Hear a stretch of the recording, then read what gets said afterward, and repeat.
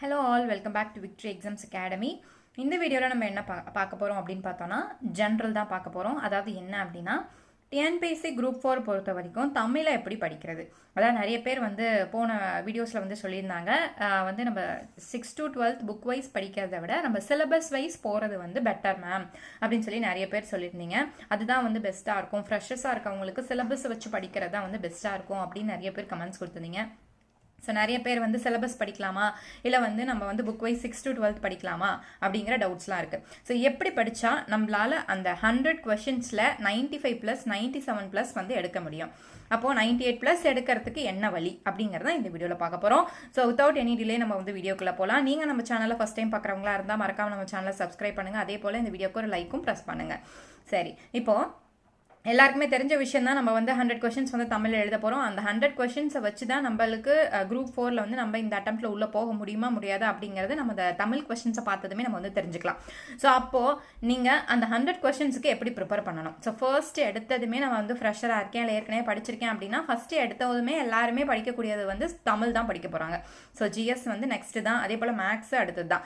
So அப்போ first எடுத்ததும் படிக்க போகிறோம் தமிழ். அப்போ நம்ம 6 to 12 நம்ம தெளிவாக முடிக்கணும் அப்படின்னு சொல்லியிருக்கோம். ஸோ எல்லாருக்கிட்டையும் கேட்டால் 6 to 12 அட்டா நீங்கள் படிச்சிட்டிங்கன்னா தமிழ் முடிஞ்சிடும் அப்படின்னு சொல்லிட்டாங்க. ஸோ அப்படி படித்தா மட்டும் போதுமா அப்படின்னு பார்த்தா கிடையாது. ஸோ அதோட நம்ம 98+ எடுக்கிறதுக்கு என்னென்னலாம் பண்ணணும் அப்படிங்கிறத நம்ம இந்த வீடியோவில் பார்க்கலாம்.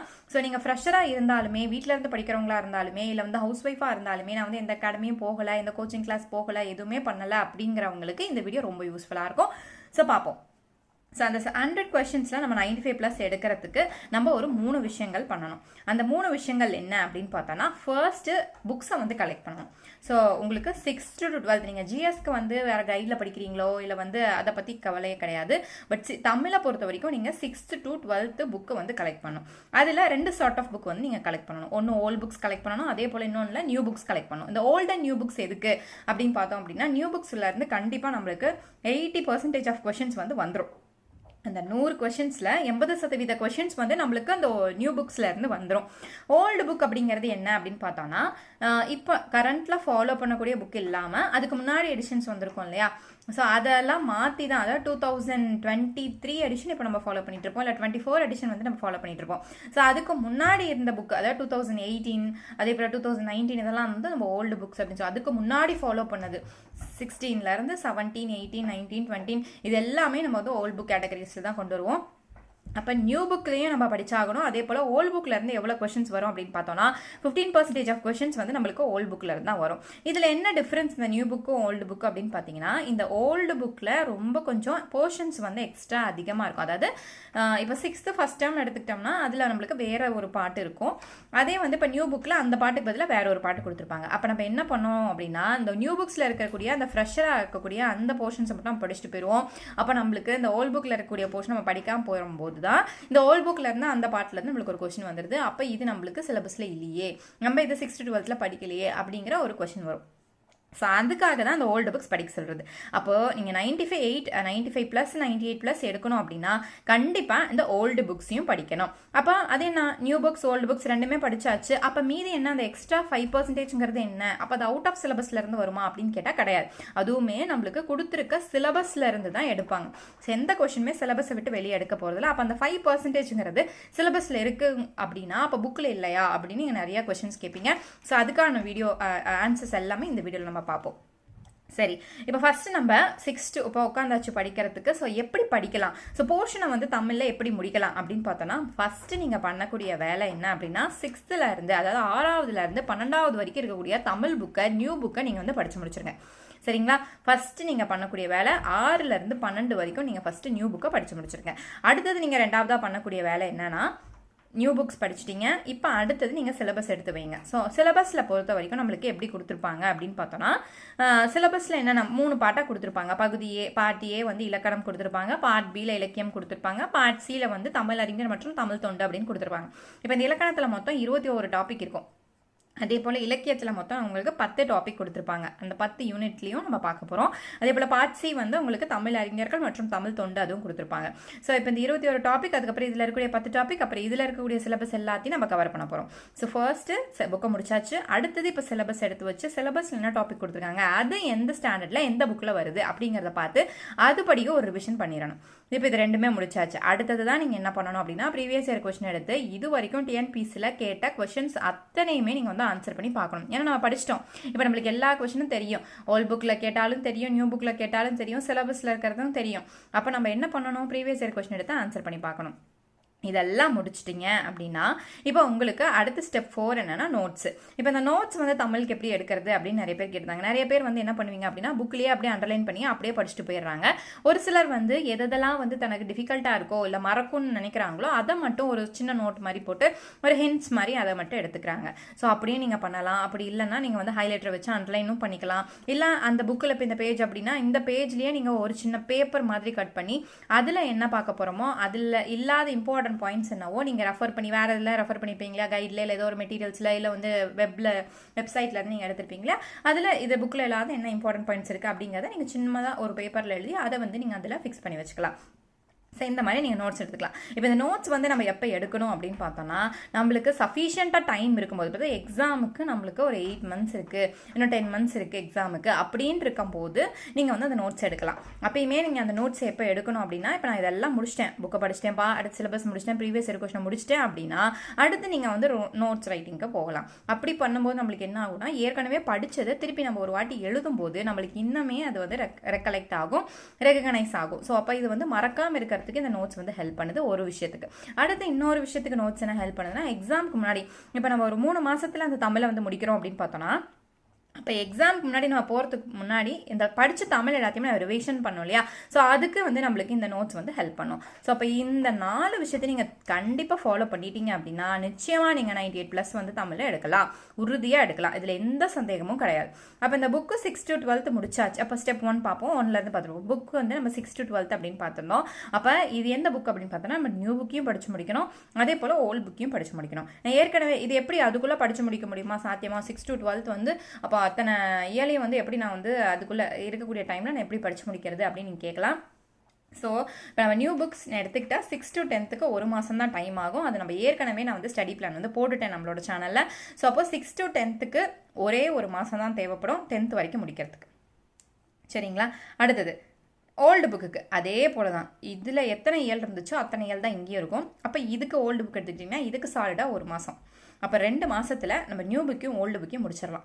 அப்போ அடுத்ததில் 11th 12th new book and old book அதுக்கு ஒரு மாதம் எடுத்துக்கோங்க. ஸோ அதையும் நீங்கள் வந்து ஒரு மாதத்தில் முடிச்சிடலாம். அப்போ கிட்டத்தட்ட new books and old books Tamil portion மட்டுமே நீங்கள் வந்து சஃபிஷியண்ட்டாக டைம் எடுத்துக்கிட்டால் நீங்கள் வந்து 3 மாதத்தில் முடிக்கலாம், தாராளமாக முடிக்கலாம். நான் வந்து ஒரு நாளைக்கு 2 இயல் அப்படிங்கிறபடி தான் 2 இயல் முடிக்கலாம் அப்படிங்கிற மாதிரி தான் வந்து நான் வந்து ஷெடியூலில் வந்து உங்களுக்கு போட்டிருந்தேன். ஸோ ஃப்ரெஷர்ஸாக இருக்கவங்க என்னால் அது படித்து முடிக்க முடியல அப்படிங்கும்போது நீங்கள் என்ன பண்ணிக்கலாம் அப்படின்னா, அந்த டைமை நீங்கள் கொஞ்சம் எக்ஸ்டெண்ட் பண்ணிக்கலாம். ஏன்னா நம்மளுக்கு என்ன எக்ஸாமுக்கு ரொம்ப நாள் டேட் இருக்குது. ஸோ அப்போ வந்து நீங்கள் இதை படித்து இது பண்ணிக்கலாம். ஸோ அப்போ ஃபர்ஸ்ட் ஸ்டெப் வந்து நீங்கள் தரோவாக படிச்சிடணும். நியூ புக்கையும் ஓல்டு புக்கையும் ஒரு வாட்டி ரிவைஸ் பண்ணிடுங்க. ஸோ நீங்கள் நியூ புக்ஸ் படிச்சுட்டு ஓல்டு புக்ஸ் படிக்கும்போது உங்களுக்கு இன்னும் கொஞ்சம் நாலேஜ் கேதர் பண்ண மாதிரியான ஃபீல் வந்து உங்களுக்கு இருக்கும். ஸோ இதுலேயே உங்களுக்கு நீங்கள் 95% ஆஃப் மார்க்ஸ் வந்து எடுத்துடலாம். சரிங்களா? இப்போ இது மட்டுமே படிச்சுட்டு நான் ஸ்டெப் 2 ஸ்கிப் பண்ணிக்கிறேன், நான் வந்து சிலபஸ் வைஸ் போக எனக்கு பிடிக்கல, நான் வந்து புக் வைஸே போகிறேன், எனக்கு வந்து சிலபஸ் வைஸ் போகிறது அங்கங்கே பிச்சு படிக்கிற மாதிரி இருக்குது. இப்போ 6th ஒரு டாபிக் படிக்கிறோம் அப்படின்னா அதே இது வந்து நான் வந்து 9th படிக்கிறேன். அப்போ அடுத்தது அந்த மாதிரி ஒவ்வொரு டாப்பிக்கும் எனக்கு கண்டினியூட்டி இல்லாமல் இருக்குது அப்படின்னு நிறைய பேர் ஃபீல் பண்ணுவீங்க.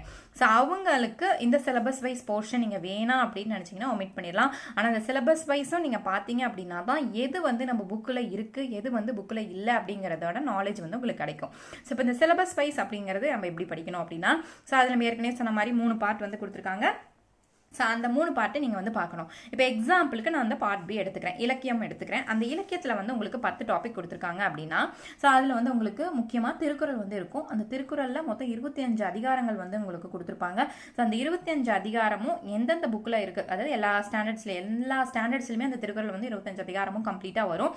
அப்போ அதில் இருக்கக்கூடியதை நம்ம வந்து படிக்கணும். இப்போ இந்த திருக்குறளுக்கு மட்டும் எப்படி நம்ம படிக்கிறது அப்படின்னு பார்த்தா, டெய்லி வந்து ஒவ்வொரு புக்கில் இருக்கிறத படிச்சுக்கோங்க. ஸோ இது வந்து நம்ம அந்த இயல் படிக்கும்போது அப்படியே திருக்குறளை படிச்சுக்கிட்டாலும் சரி, இல்லை திருக்குறளுக்கு நீங்கள் தனியாக தமிழில் முடிச்சுட்டு கூட நீங்கள் திருக்குறளுக்கு எடுங்க. போர்ஷன்ஸை முடிச்சதுக்கப்புறம் திருக்குறள் எடுத்து எக்ஸாம் வரைக்குமே நீங்கள் அந்த திருக்குறளை திருப்பி ரிவைஸ் பண்ணுங்கள். அப்போ டெய்லி ஒவ்வொரு ஸ்டாண்டர்டில் இருக்கக்கூடிய திருக்குறளை வந்து நீங்கள் ரெக்கலெக்ட் பண்ணி பார்க்கலாம், படித்து பார்க்கலாம். அதில் இருக்கக்கூடிய பொருளை வந்து பார்க்கலாம். அந்த குறளில் வந்து என்ன அர்த்தத்தில் என்ன சொற்பொருளை வந்து சொல்லியிருக்காங்க, சொல்லும் பொருளும் அதில் நிறைய பின்னாடி கொடுத்துருப்பாங்க. ஸோ அதையும் நீங்கள் பார்த்துக்கலாம். ஸோ இந்த மாதிரி நீங்கள் வந்து திருக்குறளை படிச்சுக்கலாம். இப்போது சிலபஸ் வைஸ் நம்ம ஏன் படிக்கணும் அப்படின்னு சொன்னேன் அப்படிங்கிறதுக்கான முக்கியமான நோக்கம் என்ன அப்படின்னு பார்த்தோன்னா, சிலபஸில் நம்மளுக்கு இப்படி ஒரு கொடுத்துருப்பாங்க, 14 கீழ்கணக்கு நூல்களின் பிற செய்திகள் அப்படின்னு. நம்மளுக்கு சிலபஸில் அப்போ கொடுத்துருக்கிறது என்ன, 14 கீழ்கணக்கு நூல்களின் பிற செய்திகள் அப்படின்னா 14 கீழ்கணக்கு நூல் மொத்தத்தையும் நம்ம பார்த்துருக்கணும்.